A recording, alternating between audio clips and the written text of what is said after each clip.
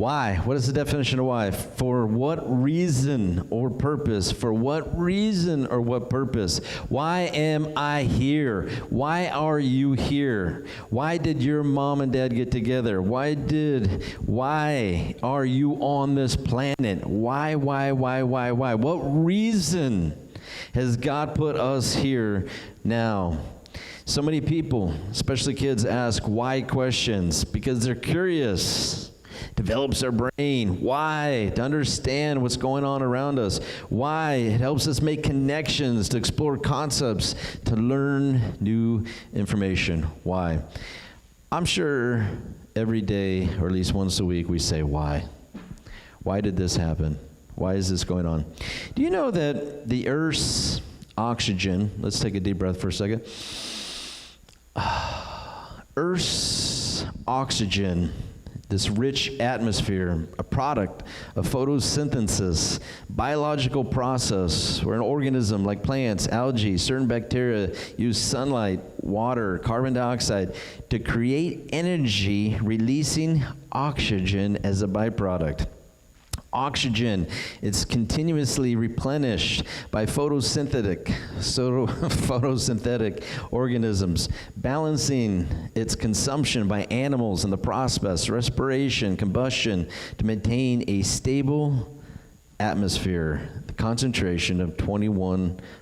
While some planets might have small amounts of oxygen from the process, like the breakdown of water, they lack the biological engine of photosynthesis to create and sustain large quantities of it, which is necessary for a breathable atmosphere. Oxygen, colorless, odorless, tasteless. It's a gas. It's non-flammable, but it does help assist with flames. It's strongly paramagnetic in liquid form, which distinguishes it from other gas.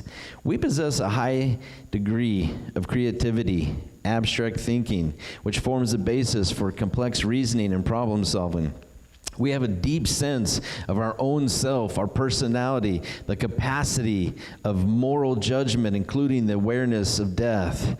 The human brain is so extraordinarily large and complex, consuming a significant portion of our body's energy. Just like our fingerprints, every individual's brain activity has a unique function, connectivity profile. Humans have a significant expanded prefrontal cortex, which enables complex functions like long-term planning, logic, and abstract reasoning. There are people today, and there have been people for a long time, who want to brainwash us into thinking we're just here by chance. We're just simply here because evolution. We're simply here because two worlds have collided. Listen to how complex oxygen is. Listen to the complexity of what we have in our system and the ability to breathe. Everything in the earth that works together, the circle of life, so that we have air to breathe. The brain that is like no other and functions like nothing else. And we have heard that we're just here by chance, just by some chance. We're all here just by some chance. Many people today are brainwashing young people, old people, people of all races, religions, and colors to believe the lie. And I wonder this morning, is there any lies that we've believed about our earth, about ourselves, about creation, and about God? Why? For what reason? For what purpose?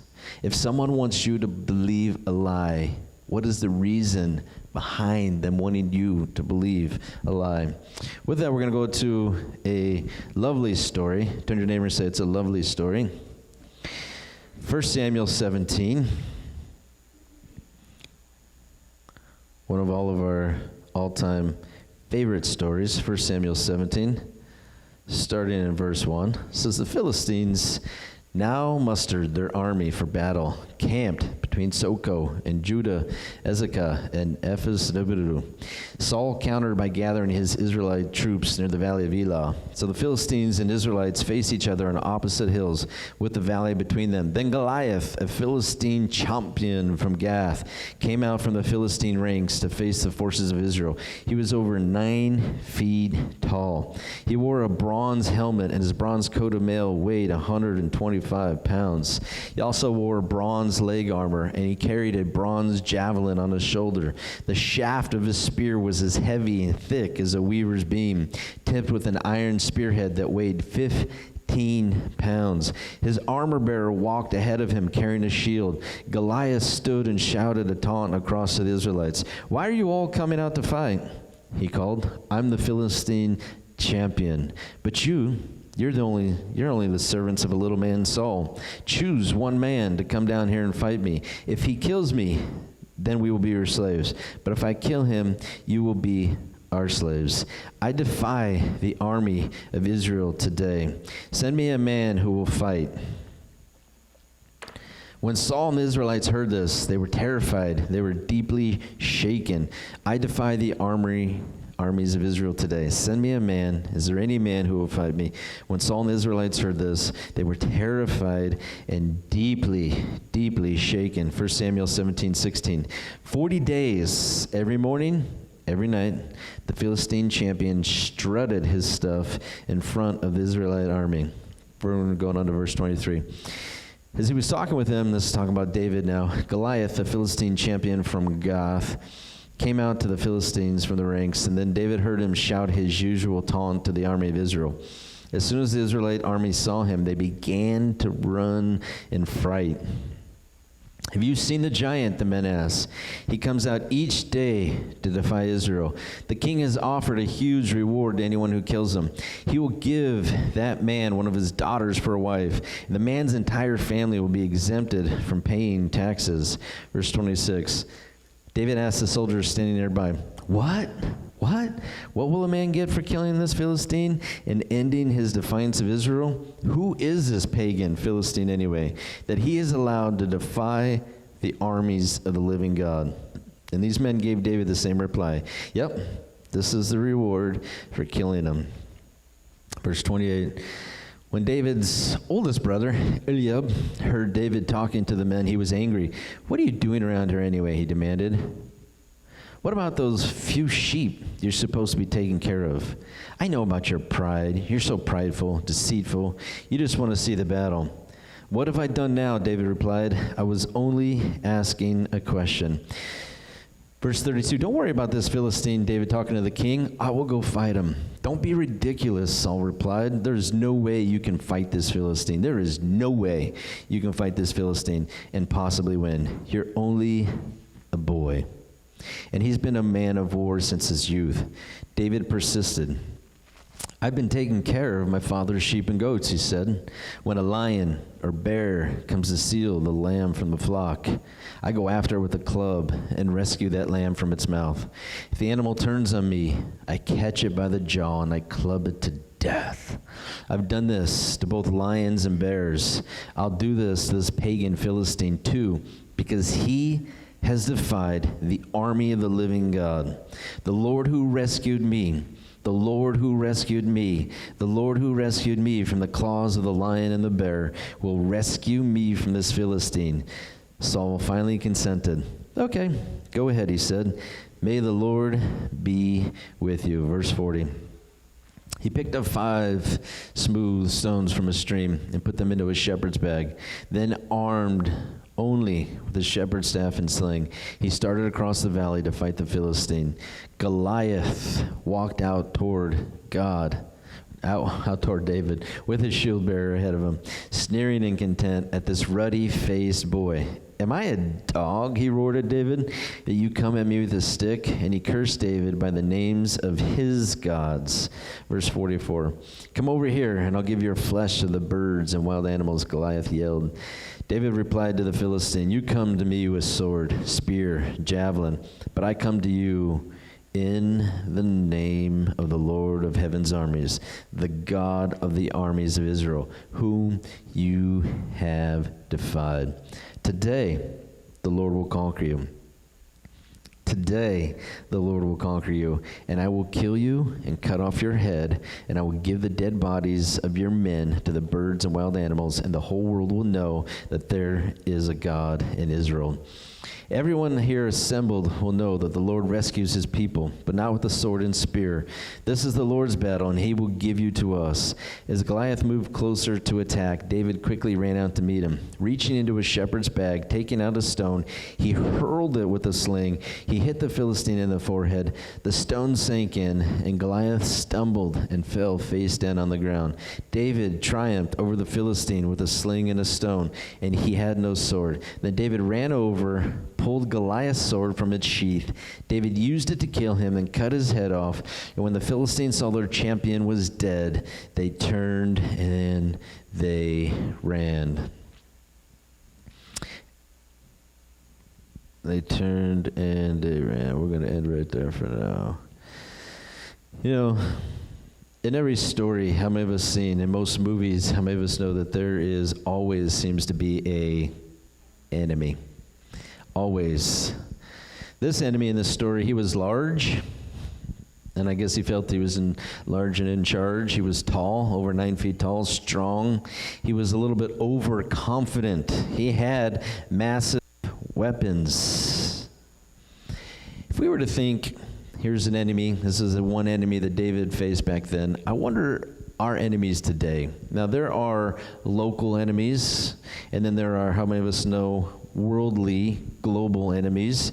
And many people have said that, you know, for their biggest enemies, if they were to think about the world picture, China, Russia, and Iran are the biggest enemies of our time. If you were to ask people, you know, around the world, what are the biggest enemies? What do we have to watch out for? Other countries, they would say, no, Israel is the biggest enemy of all time. They want to fight and kill everybody. Everyone's pointing fingers at everybody, right? But we do this globally, but we also do this locally, because admit it, every single day we have gotten good at pointing our fingers. Always forgetting that no matter who we point at, wait a second, I still got fingers pointing back at me, right? And I wonder, truly, around the world, no matter what people say, yes, there are enemies. Yes, there are people who want to destroy America and Christians. But what, honestly, do you think this morning is my greatest enemy? And I would think, if we were honest, we would say ourselves. Because we're all born selfish. We know that from the beginning of the time, every human is born selfish, born broken, greedy, like to manipulate, like to control, use dark thoughts. Many people spend 80% of their day being negative. Many people today, it's gotten worse, the loss of compassion for life, seen by how we treat one another. Rebellion in hearts and minds. So many people unwilling to see the truth of what is really going on inside of me, what is really going on inside of us. The biggest enemy. What is my biggest enemy? What is your biggest enemy? What is the biggest enemy we face today? Well, in the story today, what did this enemy do? He did what a lot of enemies do. He intimidated the people that he was opposing. How did he intimidate? He used what he had. He used his strength, but he used his what? He used his words. Goliath used his words, his advantage, to manipulate and control the people that he was controlling. Goliath, this enemy, used everything he had to make sure that every single person he faced, they felt small. They felt a little bitty, like a little person inside. This one man was able to take a whole army and make them feel weak, make them feel afraid. This one man, because of his voice, because of the aura around him, this one man made a whole entire army afraid. They were afraid because of one guy. And he defied this army, but he also defied their religion, their God. This one man made every man feel weak and small, but he also was attacking their God. The enemy, his tactics, proud. He was arrogant. His words, anger, torment and hate.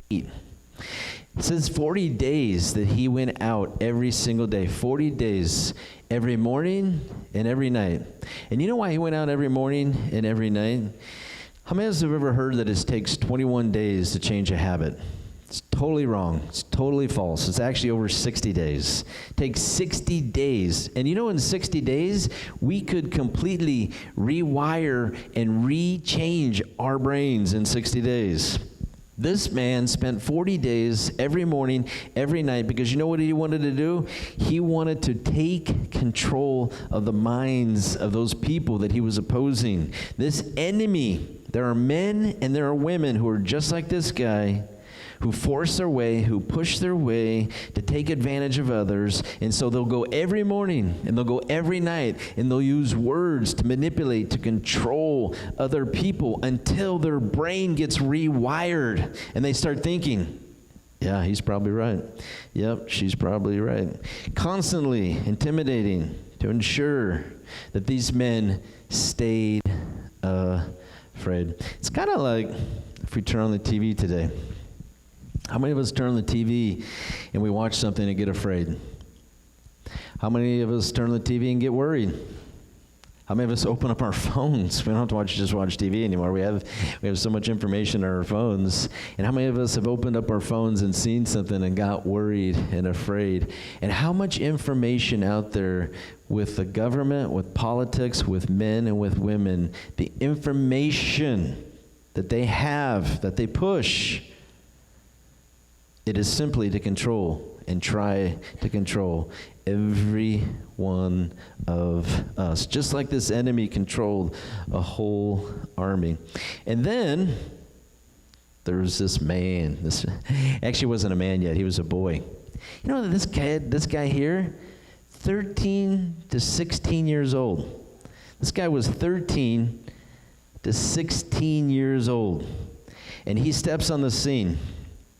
Now, his dad asked him to go to bring gifts to the commander, check on David's brothers, but he was asked by his dad, because we know that the brother was mad that he was there, right? But he was asked by his dad, so he was being obedient. Don't we love it when our sons are obedient and they listen to what we tell them to do? And that's all that David was doing. He was being an obedient son. He was listening to his dad. He was listening to instructions, just like this instructions here. David was listening to his father. And you know when he got there, you know, instantly his heart, man, he was so frustrated. He's looking at all these men that he used to look up to. He's looking at these guys that he used to like hold in such high regard. And he was looking at them, and you know what they're doing? They're trembling, they're shaking, and they're afraid. And he's like, what are you afraid of? And out walks Goliath. Just one guy, one man, and David is perplexed in his brain. This, let's just call him 14, this 14-year-old, he's perplexed in his brain. What is going on? As he's thinking, man, my older brother, he's so tough. Man, he's so buff. He used to slap me around, beat me up, and I used to think he was the toughest guy in the whole world. And look, my brother, he's trembling. Look at King Saul. How many armies has he defeated up to this point? And yet, what? King Saul, he's running and hiding from one guy. David starts getting frustrated. David starts saying, enough. What are you boys, men, doing? You're not acting like men. You're acting like wimps. What is going on here? So he says, what would I get if I kill this giant? What would I get out of this? And they said, man, you're going to get a wife, fancy new house, car, your family exempt from taxes for life. Wow, that's a beautiful thought right there. Oh, man, how many of us would just love that one thing? Forget the wife, right? Let's get the taxes.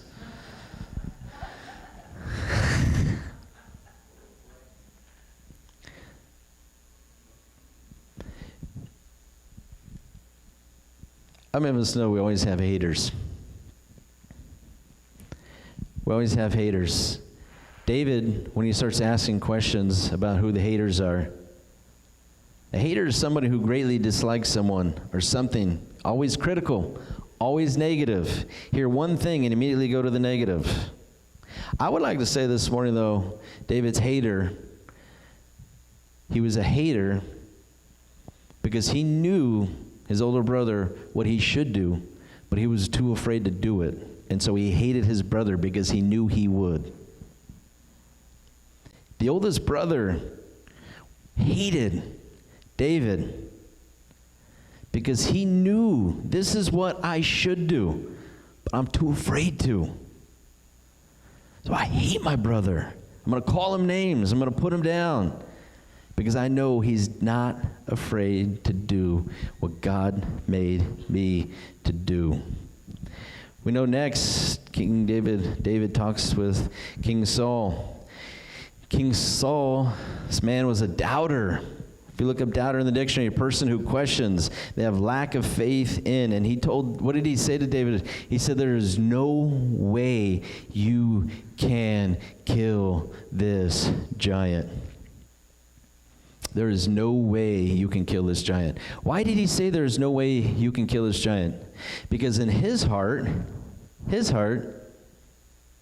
he felt like there was no way he could kill the giant. And if there's no way in his heart he could kill the giant, he doubted there's no way that this little boy could. He doubted David's ability because he doubted what? Himself. Many people doubt themselves. Many people hate themselves. What do? They project it on every single person around them. Hating, doubting, the lack of faith, the lack of trust. And it comes out in the words we speak. You shouldn't do this. You can't do this. You weren't made for this. You aren't made to do that. You can't be great. You can't go after this. You can't be all that God wants you to be. Why? Because haters and doubters, they are so hateful and angry the things they couldn't do and didn't do and afraid to do that what? They put it on everyone else. But thank God, King David, this young man, wasn't king yet, wasn't going to listen to the haters, wasn't going to listen to the doubters. Why? Because, you know what, he had a good resume. Every time you apply for a job, technically, what is it? They want you to have a nice little resume. And so the resume that David says to the king, what did he say? You know, I am a young boy who takes care of my father's sheep, 14 years old. He goes, there's times when lions and bears come after the sheep, and I go after them with a club and beat them to death. I can't imagine, a 9-foot-tall giant. I really can't imagine going after a lion or a bear either. This 14-year-old was fearless. But why was he so fearless? Because, there's one thing that he said. I trust in the Lord. I trust in God.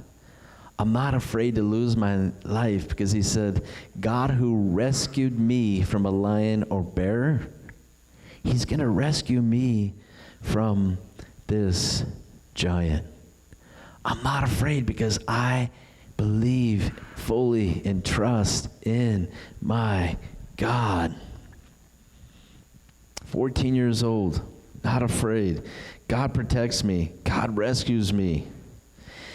David goes out and he gets ready to take down Goliath. The king offered him a sword, but he denied the king's sword. And he says, nope, I just need 5 smooth stones. David takes 5 smooth stones and he takes his sling, which is this bag or this cloth on the bottom that has 2 leather straps on the side. David obviously practiced. David obviously knowing how to use a sling. This is the only thing that he wanted. He was going against a man who was 9 feet tall. He was going against a man who had a sword. He was going against a man who had a shield. And he didn't want any of those things. He wanted the thing that he knew that God had given to him. What was it? It was his sling.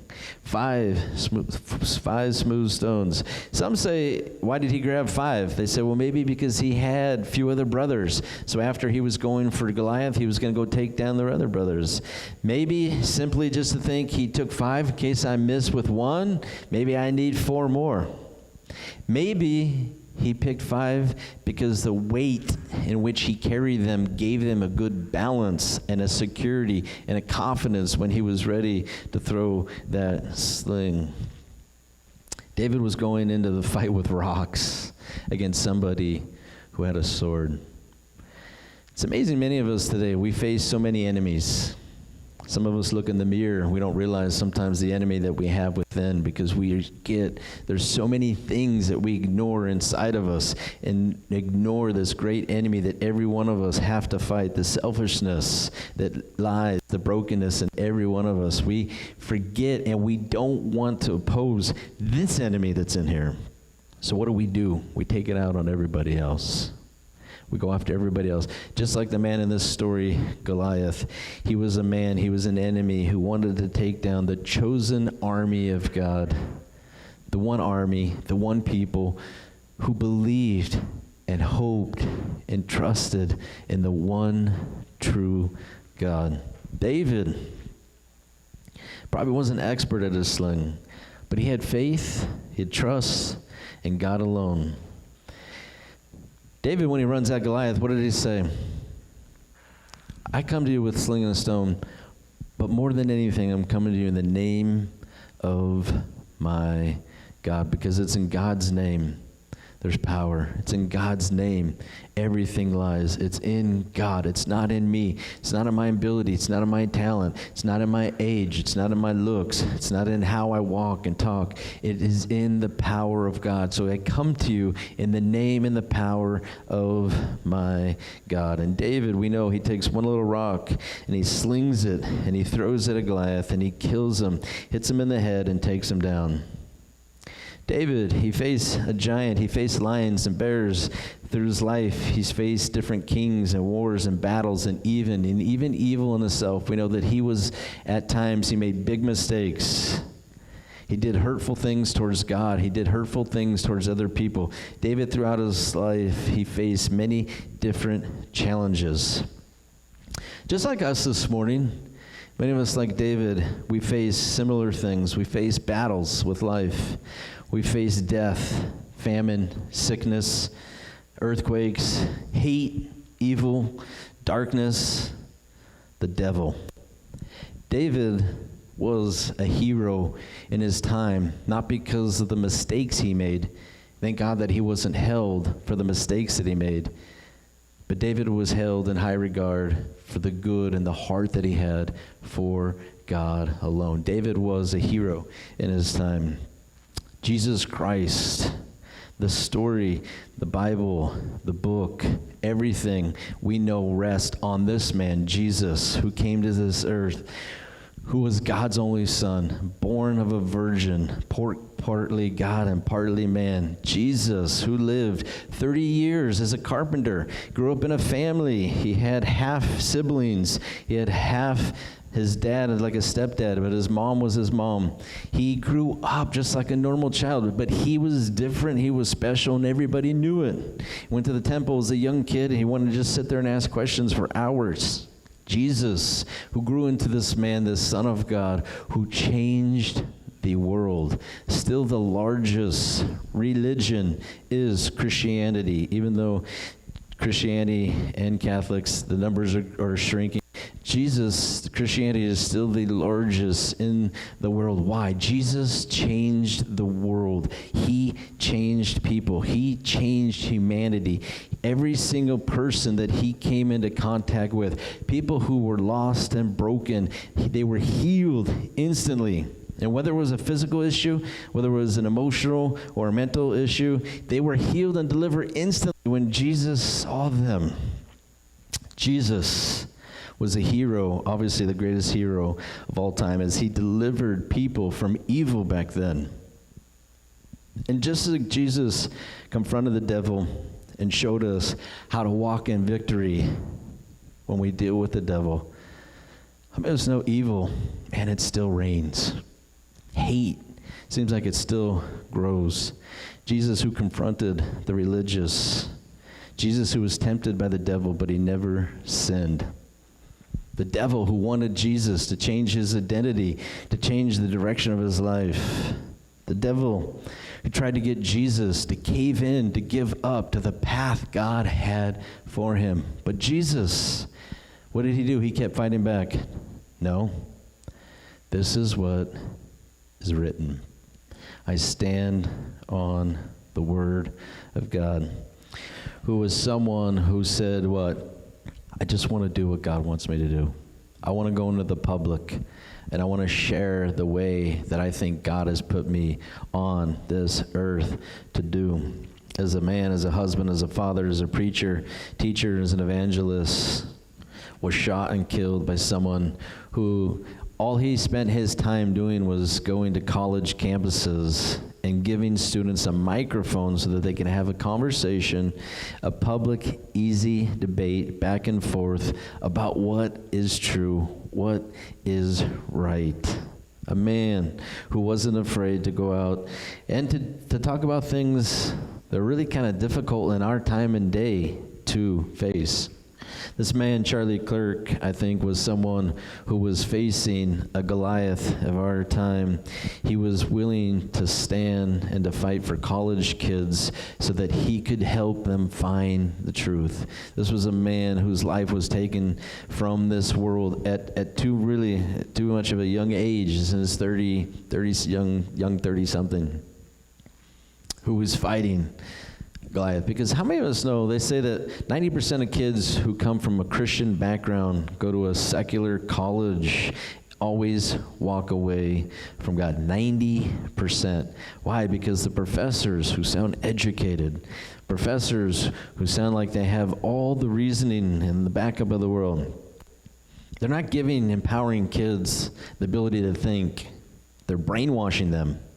And so here's a man who wanted to stand up with reason, a man named Charlie Kirk, who wanted to fight for college kids simply to get them to think about truth. A Christian who, unfortunately, his wife and his kids now lost, probably to them, everything. Young kids who won't see their dad again till the day that they pass. This man who was trying to do God's will. And many people, how many of you probably have said, why? For what reason? For what purpose? And sometimes, and maybe in this moment, we don't know the reason and why he was taken from us and why his life ended in such a horrible thing when he was just simply doing a really good work for God. It's one thing to tell people, this is what you are. This is what you do. See, this is how the devil operates. He's such a good liar. He tells people, this is who you are. This is what you do. Because his lies are meant to control and to manipulate and brainwash. Whereas Jesus, his word, what? It gives us the truth and the ability to think for ourselves, to think and to be who God has made us to be. And right now, those lines are grayed where people don't understand where the brainwashing is coming from. People are pointing towards Christianity. People are pointing toward Israel, the government, the politics, the president. Do we really think the president is the reason for all of our problems? We honestly think that all the politicians, it's all their fault. Family, it's all their fault. But how many have spent years blaming one person? How many people spend their life blaming and judging one person? It's funny because people hear one thing and they want to crucify somebody on a cross for one thing they said. People hear one thing someone said, President Charlie Kirk. And what do? They crucify them on a cross because they said one thing they didn't like. One thing. And how many of us fall into that same situation? How many of us have ever crucified someone because they said something that we didn't like? How many of us get angry and frustrated and hate starts moving and anger starts flowing because someone said one thing that doesn't agree with me? So I'm going to crucify them on the cross. This man, Charlie, he gave his life to try and speak the truth of God as how God enabled him to do. And he lost his life this week in a tragic, tragic way. And many of us this morning, we remember, we honor the great things that he did. Remember the great things that he said and that he stood up for. But it's also to ask ourselves, the same hate that killed him, unfortunately lurks around some of us this morning.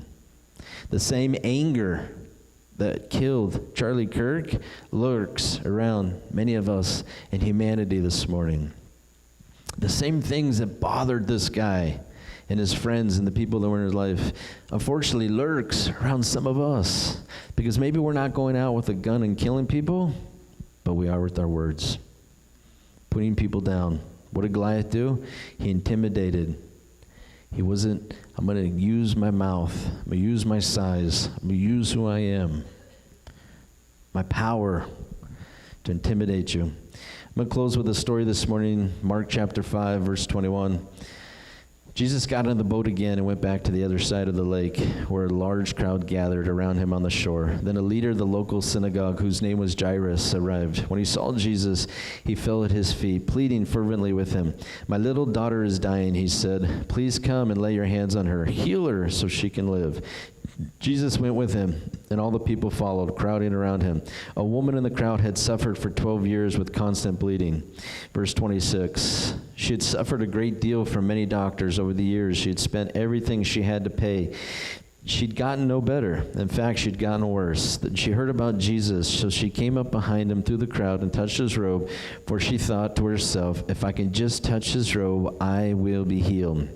Immediately the bleeding stopped, and she could feel in her body that she had been healed of her terrible condition. Verse 30, Jesus realized at once that healing power had gone from him. So he turned around in the crowd and asked, "Who touched my robe?" His disciples said to him, "Look at the crowd pressing around you. How can you ask who touched me?"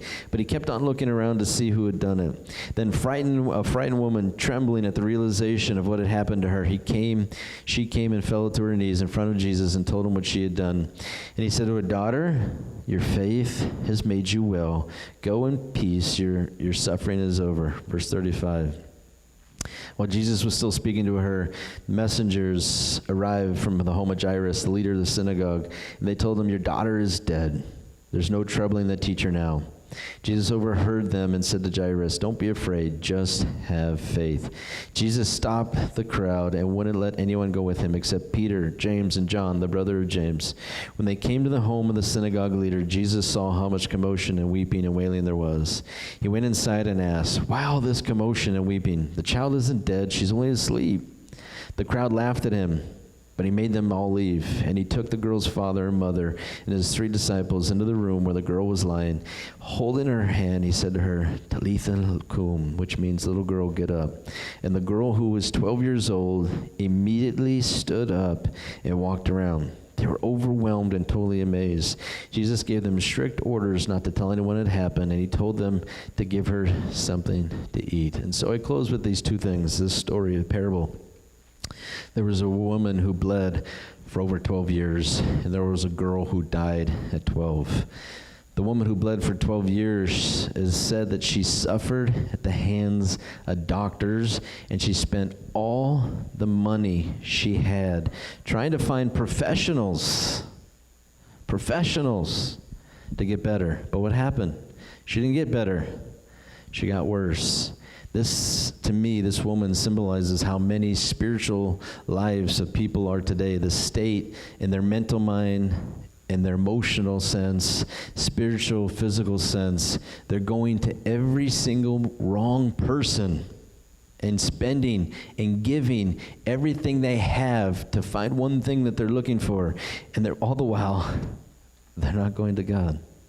Many Christians, they say, "Yes, I'm going to God. Yes, God, God, God, God." But yet they still have hate, anger, fear, insecurity, evilness in their heart, and rebellious. This woman bled for 12 years, and she trusted and looked to everybody else but God. And I wonder today how many of us are emotionally, mentally, physically, and spiritually worn out. Because what we're trying to do, what we're trying to accomplish, We think we're on God's path, but we're actually on the opposite of it. It's one thing God said, Jesus, while he was here. He said, if you aren't working for me, you're actually working against me. If you're not working for me, then you're working against me. So many people want to take the Bible, dissect it. Well, God didn't mean that. That's not what God said. I don't have to do this. I don't have to do that. God hasn't put me here for this. Why? Because they wanted to think in their head, I'm here. God's here for what? Me. Is God here for us, or are we here for him? And if we're here for him, that kind of changes the story.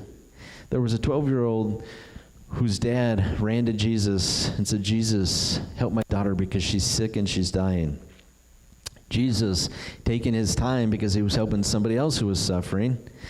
It's another cause of frustration. How many of us were always waiting on somebody who's doing something and something else, right? And so this young girl who's 12, we have no idea how long from the time that the dad left his house to the time he got back, but his daughter died in the process. Dead. 12 years old. Can't imagine any one of us losing our precious kids in that manner, sick. He didn't go to anybody else. He didn't run to a doctor, and maybe he did, just not stated. Who did he run to? He ran to Jesus. Jesus was taking his time, but he did show up. Many of us were in this time and mind frame of waiting for Jesus. We're just thinking he hasn't showed up yet. Many of us thinking like this dad and the mom who was there probably with the daughter, who saw her daughter die while she's waiting for her husband, right? And waiting for the guy to come back. Waiting on him, waiting on the man. She was the one who was there, probably holding her daughter. What? Wow, she died. But that's not how the story ended. Why? Because Jesus showed up. Jesus showed up to the house. In both of these stories, Jesus delivered and healed a woman who bled for 12 years. In the second story, Jesus raised a dead person to life, a little girl. Teaching us this morning, reminding us there is so much junk and evilness happening in our world today. But the challenge is, if we were honest, we're allowing the evilness, the hate, and the darkness to infiltrate the way that we think and the way that we feel. Many people this morning, they don't realize that we've allowed somehow, for some reason, some of the dark things and dark thoughts and dark patterns into the church, into the body of Jesus.